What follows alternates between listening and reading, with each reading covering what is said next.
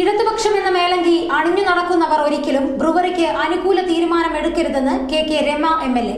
Tirur municipal chairperson AP നസീമയ്ക്ക് മൈലമ്മ പുരസ്കാരം നൽകുന്ന ചടങ്ങ് ഉദ്ഘാടനം ചെയ്ത് സംസാരിക്കുകയായിരുന്നു അവർ.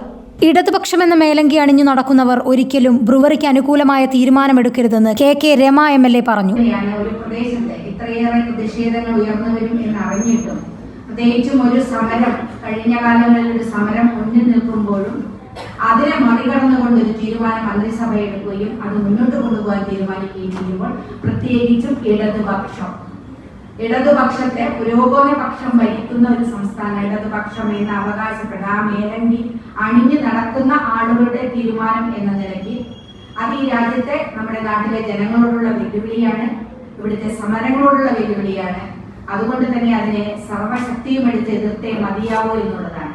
ഈ നാട്ടിലെ സ്ത്രീകൾ നമുക്കറിയാം, മദ്യത്തിനെതിരെയൊക്കെ ഏറ്റവും അധികം സമരരംഗത്ത് വരുന്ന അല്ലെങ്കിൽ അതിനെതിരെ സംസാരിക്കുന്ന ആളുകളാണ്. നമ്മൾ മദ്യം സർക്കാരിന്റെ നയത്തിനെ സംബന്ധിച്ച് പറയും, മദ്യനയം എങ്ങനെയാണ് ഒരു സർക്കാർ ഇത്ര ശക്തമായി കൊണ്ടുപോകുന്നത്, ഒരു സർക്കാരിന്റെ പ്രധാനപ്പെട്ട വരുമാന മാർഗം മദ്യമാണ് എന്ന നിലയ്ക്കാണ് കഴിഞ്ഞ വർഷങ്ങളിലൊക്കെ ഉണ്ടായിരുന്ന ബജറ്റ് പ്രസംഗങ്ങളും ബജറ്റ് നിർദ്ദേശങ്ങളൊക്കെ നമ്മൾ കണ്ടതാണ്.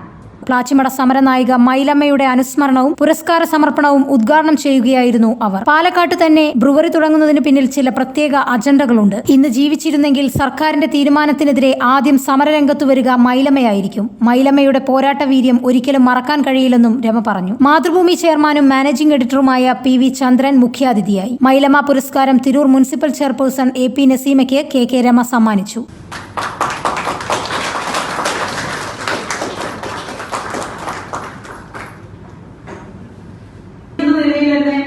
മാറ്റി നിർത്താനൊന്നും ഇതുവരെ തുനിഞ്ഞിട്ടില്ല എന്നും കൂടി ഞാൻ സാന്ദർഭികമായിട്ട്